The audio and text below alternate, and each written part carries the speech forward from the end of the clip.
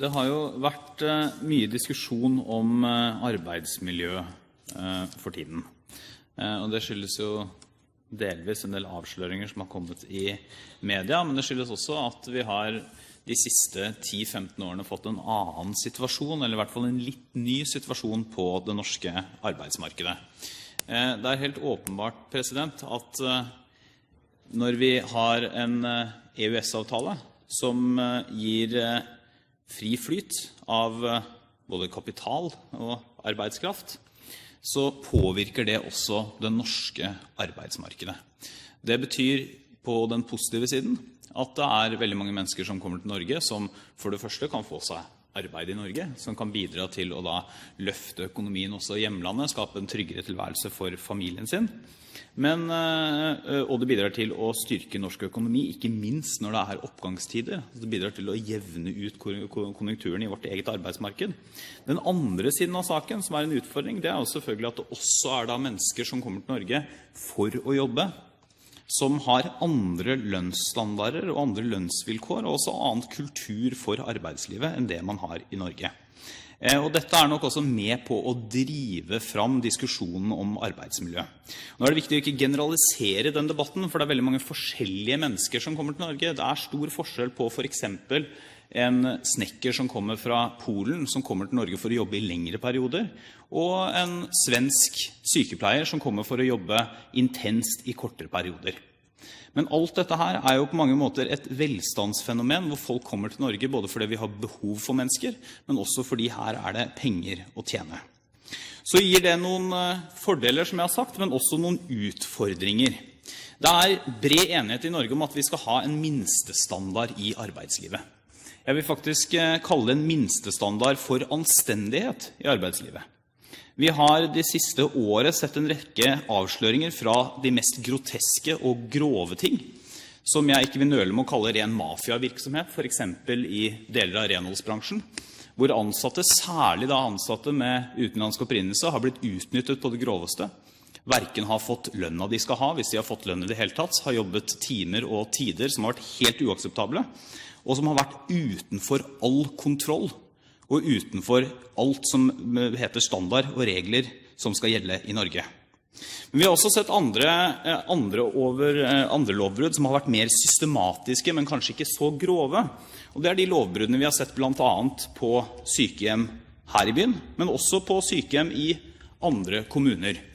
Og en av de tingene som Arbeidstilsynet er nøye med å presisere, det er jo at for eksempel bruken av overtid og bruddene på lovverket når det gjelder bruk av overtid, er det ingen systematisk forskjell på de privatdrevne eller de offentlig drevne. Den største forskjellen er jo at der politikerne, som har et soleklart ansvar, der de kan si opp kontrakter nærmest på dagen med private, så har man selvfølgelig ikke en sånn mulighet med de offentlige. Men i denne situasjonen her så er det avgjørende at vi håndhever det regelverket vi faktisk har. Og så er det noen nyanseforskjeller når det gjelder hvordan dette regelverket skal innrettes. Men det er ingen uenighet om at man skal ha noen solide minstestandarder og en solid bunnplanke i det norske arbeidslivet. For å da håndheve regelverket og for å avdekke lovbrudd og regelbrudd, så er Arbeidstilsynet helt avgjørende. Arbeidstilsynet skal både avdekke, men de skal også bidra til å rydde opp i arbeidslivet. De skal bidra til å forebygge i arbeidslivet, og de skal bidra til at uakseptable forhold straffes dersom det er nødvendig, sanksjoneres eller blir pålagt endret. Det er, slik Høyre ser det, minst tre utfordringer med Arbeidstilsynets virksomhet i dag. Det første dreier seg om tidsbruken. I statsbudsjettet for inneværende år så skriver regjeringen at risikoen, altså risikoen da for sosial dumping, ser ut til å være stor der arbeidstakerne utfører arbeidet på kvelds, nattestid eller tidlig på morgenen. Arbeidstilsynet foretar jo i løpet av et år en rekke inspeksjoner. Det dreier seg om tusentalls. Men det er grunn til å tro at de ikke i stor nok grad foretar inspeksjoner når de mest alvorlige bruddene på arbeidsmiljøloven faktisk forekommer. Og det er kanskje særlig mest alvorlig i noen av de bransjene som har cowboy-lignende tilstander i deler av den useriøse delen av bransjen. For eksempel, som jeg har sett eksempler på fra renholdsbransjen. Høyre har foreslått at man skal spisse arbeidstilsynet ytterligere, sånn at man i kampen mot sosial dumping skal opprette det tabloidavisene kalte for et vaskepoliti. Som vi har brukt aldri det ordet, men det sier allikevel noe essensielt. Det sier noe om at arbeidstilsynet kunne trengt ekstra ressurser for nettopp å kunne gå inn i bransjer som man vet har grove brudd på arbeidsmiljøloven, i de periodene hvor disse bruddene foregår. Og det er da altså ikke i ordinær arbeidstid, det er ofte på kvelden, på nattestid eller tidlig på morgenen. Det andre spørsmålet det er om arbeidstilsynet har tilstrekkelig store budsjetter.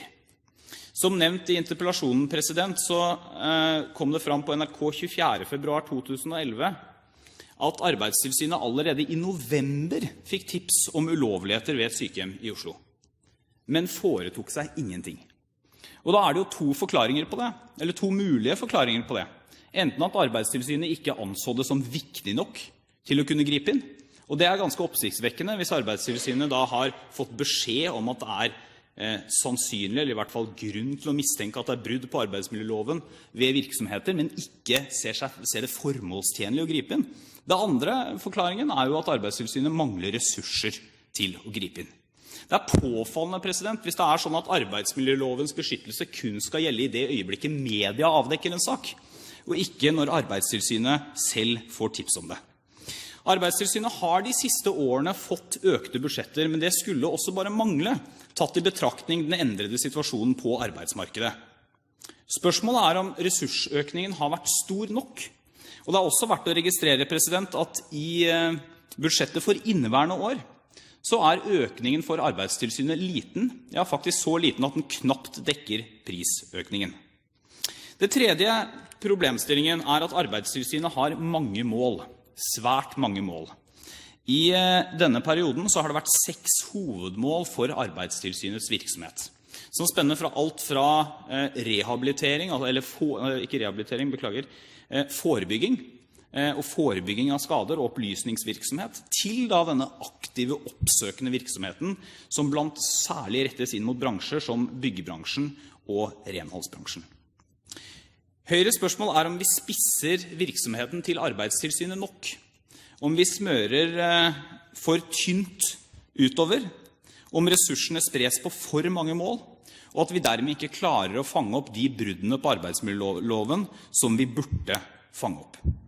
Og der er det etter Høyres mening kanskje aller viktigst å sørge for at arbeidstilsynet har nok ressurser, nok kompetanse, nok overtidshjemler også, til å kunne gå inn og ta de aller mest alvorlige og grove bruddene på arbeidsmiljøloven.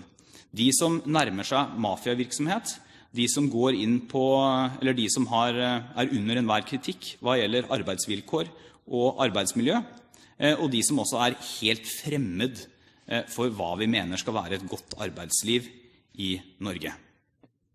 Jeg ser frem til en konstruktiv debatt, og takker for muligheten.